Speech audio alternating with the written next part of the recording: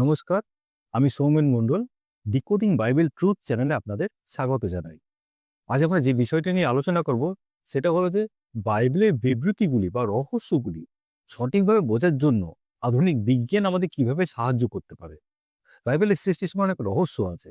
যেমন যে ফার্স্ট রহস্য যেটা হলো যে বাইবেলে লেখা আছে সূর্যের আগে আলো আসার কথা। মানে সূর্য এলো চতুর্থ দিনে অথচ আলো এলো প্রথম দিনে।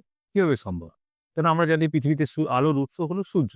তো সূর্য যদি পরে আসে তাহলে প্রথম দিনে আলোটা হলো কিভাবে?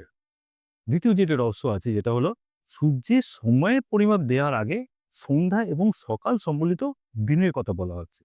আমরা যদি চতুর্থ দিন দেখি তাহলে সেখানে দেখতে পাবো কি দিন, রাত, চিহ্ন, ঋতু, দিবস, বৎসর, এই ছটা স্পেশাল পারপাসের কথা সেখানে উল্লেখ করা আছে। অথচ সেটা চতুর্থ দিন দিয়ে শুরু হলো। অথচ তাহলে প্রথম দিনে বা দ্বিতীয় দিনে বা তৃতীয় দিনে কি করে সন্ধ্যা এবং সকাল হলো? তাদের নিশ্চয়ই কোনো টাইমের গ্যাপ আছে বা কোনো টাইম পিরিয়ডস আছে।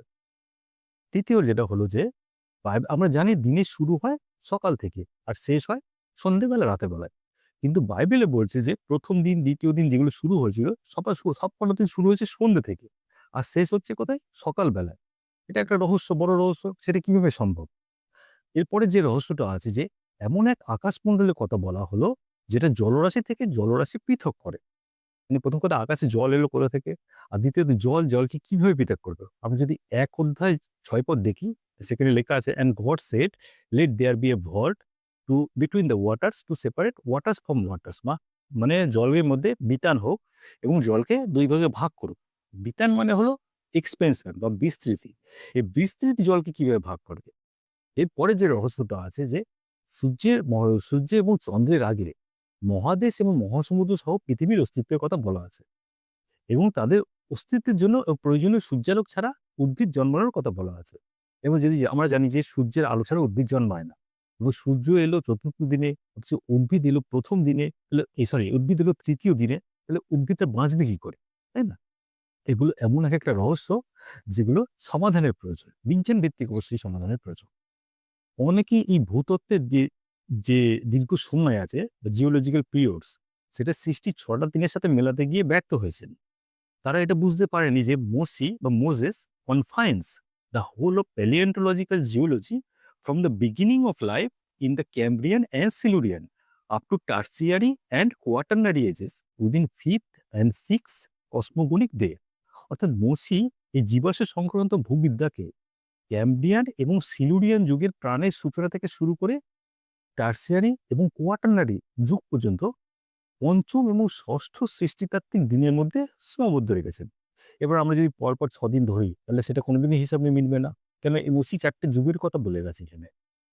আজ যেটা হলো সেটা হলো ক্যাম্ব্রিয়ান যুগ। ক্যাম্ব্রিয়ান যুগ হলো প্যালিওজোইক যুগের অন্তর্গত একটি ভূতাত্ত্বিক সময়কাল। এটি ৫৪১ থেকে ৪৮৫ মিলিয়ন বছর আগেকার একটি ভূতাত্ত্বিক সময়কাল। এরপর আছে সিলুরিয়ান যুগ। সিলুরিয়ান যুগটা হলো মানে পৃথিবীর ভূতাত্ত্বিক ইতিহাসের একটি গুরুত্বপূর্ণ সময়। এই সময় জলজ উদ্ভিদ শ্যাওলা, শৈবাল এবং হাড়যুক্ত এবং চোয়ালযুক্ত মাছের আবির্ভাব হয়েছিল।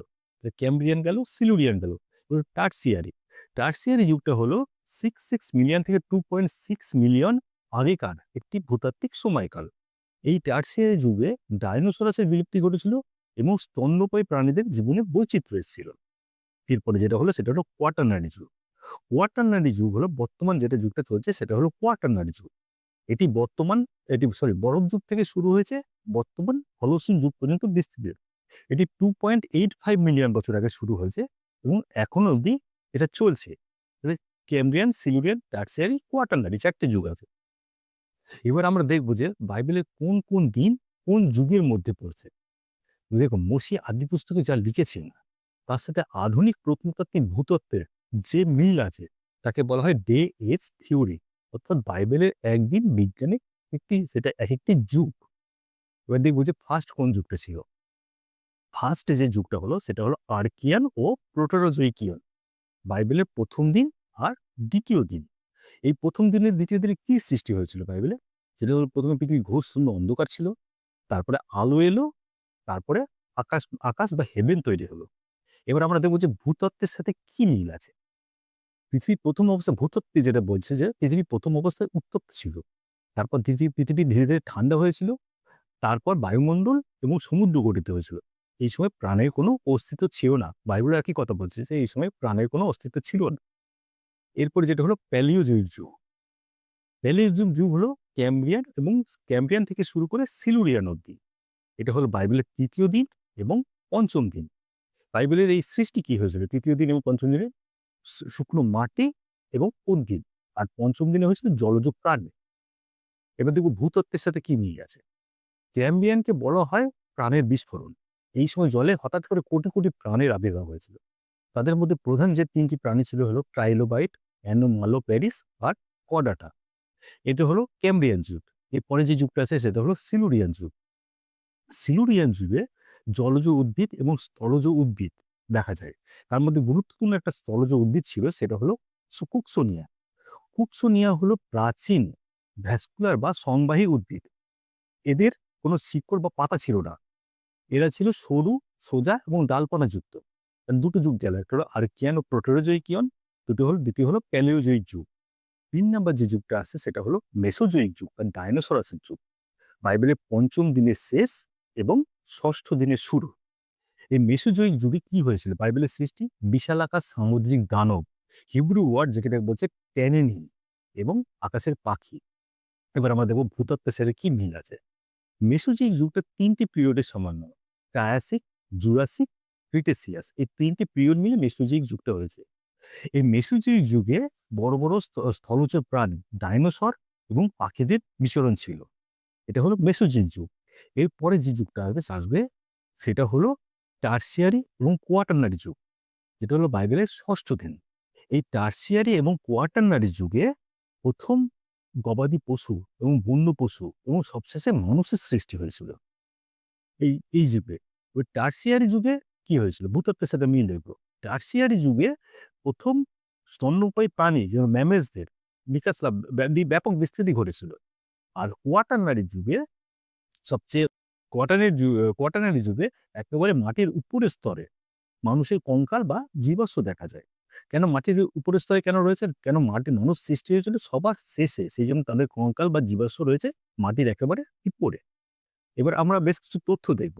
যেমন যদি স্তরবিন্যাস দেখি, মাটির স্তরবিন্যাস যদি দেখি, আমরা যত মাটির গভীরে যাব একেবারে ক্যাম্ব্রিয়ান স্তরে, তত বেশি আমরা জলজ প্রাণীর জীবাশ্ম দেখতে পাবো। কেননা জলজ প্রাণী, বাইবেল বলছে জলজ প্রাণী সবার প্রথমে এসেছিল, সেই জন্য তাদের জীবাশ্ম রয়েছে একেবারে মাটির গভীরে বা ক্যাম্বিয়ান স্তরে। সেকেন্ড যেটা হলো অক্সিজেন ফ্যাক্ট। মুসি বলছে যে ৩য় দিনে গাছ এসেছিল। ৩য় দিনে গাছ আসার ফলে যে অক্সিজেন তৈরি হয়েছিল তার প্রভাবে পরবর্তীতে ডাইনোসর বা মানুষের পক্ষে বেঁচে থাকা সম্ভব হয়েছে এবং এখনো সম্ভব হচ্ছে। তাহলে বাইবেল এবং বিজ্ঞানের একটা মিল পাওয়া যায়। এবার আমরা যে জিনিসটা দেখব, বাইবেল এবং বিজ্ঞানের কিছু মিল। যেমন ফার্স্ট হলো জলজ প্রাণীর ক্ষেত্রে কি মিল আছে। আধুনিক বিজ্ঞানের কেমিক্যাল ইভলিউশন তত্ত্ব অনুযায়ী পৃথিবীতে প্রথম প্রাণের কোষ বা অণুজীবী তৈরি হয়েছিল সমুদ্রের জল থেকে। বিজ্ঞান আজকে যেটা বলছে, বাইবেলে সেটা হাজার বছর আগে লেখা হয়েছিল যে প্রাণের উৎস হলো জল। সেকেন্ড যেটা হলো পাখি। বিজ্ঞানের ফাইলোজেনি অনুসারে মেরুদণ্ডী প্রাণীদের একটি বিশেষ শাখা হিসাবে পাখিদেরই প্রথম বিবর্তন হয়েছিল বা আবির্ভাব হয়েছিল। এক্ষেত্রে বিজ্ঞান এবং বাইবেল উভয়ই একমত যে বড় বড় স্থলচর স্তন্যপায়ী প্রাণীদের আসার অনেক আগেই পাখিদের বিচরণ শুরু হয়েছিল। তারপরে যেটা হলো জাতি। যদি বাইবেলের শুরুতে অনেক জায়গায় লেখা আছে প্রতিটি প্রাণী তার জাতি অনুযায়ী তৈরি করা হয়েছে। জাতি বা অ্যাকর্ডিং টু দেয়ার কাইন্ডস। এই জাতি হলো মানে বিড়াল থেকে বিড়ালেরই বাচ্চা হবে, যেটি বিজ্ঞানের ভাষা বলা হয় ডিএনএ। এই ডিএনএর কারণে এক প্রজাতি অন্য প্রজাতির বাচ্চা বা শাবক জন্ম দিতে পারে না। বাইবেল যেটা বলছে জাতি, বিজ্ঞান সেটা বলছে ডিএনএ বা জেনেটিক কোড। ঠিক আছে? এরপরে আমরা যেটা দেখব সেটা হলো প্লিসিওসর। প্লিসিওসর হলো প্রাগৈতিহাসিক যুগের একটা বিশালাকার সামুদ্রিক সরীসৃপ। অনেকে একে ভুল করে কি বলে সমুদ্রের ডাইনোসর, কিন্তু এরা বৈজ্ঞানিকভাবে ডাইনোসরের সমসাময়িক যুগের একটা সামুদ্রিক প্রাণী। এদের সময়কাল ছিল মেসোজোইক যুগ। বাইবেলে যেটা ৫ম দিনের শেষ এবং ৬ষ্ঠ দিনের শুরু। এদের দেহের বৈশিষ্ট্য ছিল সরু নমনীয় লম্বা গলা এবং এদের প্রকার ভেদে ৫ থেকে ৫০ ফুট অব্দি হতে। যদি আমরা আদি পুস্তকের ১ অধ্যায় ২১ পদ দেখি, সেখানে বাংলা বাইবেলে লেখা আছে বৃহৎ তিমিগণের। আর ইংরেজিতে লেখা আছে great creatures of the sea. আর হিব্রুতে লেখা আছে ট্যানেনিম। এই ট্যানেনিম কথার অর্থ হলো বিশালাকার সামুদ্রিক প্রাণী, মাছ না। এটা হলো বিশালাকার সামুদ্রিক প্রাণী। বাইবেলে যেটা লেখা আছে যে বিশালাকার সামুদ্রিক প্রাণী বা মসি যেটাকে বলছে বিশালাকার সামুদ্রিক প্রাণী, আধুনিক বিজ্ঞানে প্লিসিওসর বা মোসাসর এদের দেহের গঠনের সাথে অদ্ভুত রকম মিল পাওয়া যায়। আজ এখানেই শেষ করছি। আবার বাকি অংশ আমরা পার্ট 2 এর মাধ্যমে দেখব। এই পার্ট 2 তে আমরা যেগুলো দেখব সেটা হলো যে সৃষ্টির এই ৬ টা দিনকে বিভিন্ন বিজ্ঞানী কিভাবে বিশ্লেষণ করেছেন, হ্যাঁ? নাম্বার ২, এই যে সৃষ্টির ৬ টা দিন এগুলো কি সোলার ডে ছিল না কসমোগনিক ডে ছিল বা মহাজাগতিক দিন ছিল? এবং বাইবেলে সেটা কোথায় উল্লেখ আছে যে এগুলো কোনো সোলার ডে ছিল না, এগুলো সব ছিল কসমোগনিক বা মহাজাগতিক দিন। আর ৩য় যেটা দেখব যে মসি যেভাবে বাইবেলে লিখেছেন ১ম দিন, ২য় দিন করে, সেটা যদি আমরা বিজ্ঞানের দৃষ্টিকোণ থেকে যদি আমরা দেখি, তাহলে সেই লিস্টটা কেমন হবে? সকলে ভালো থাকবেন। জয় যিশু।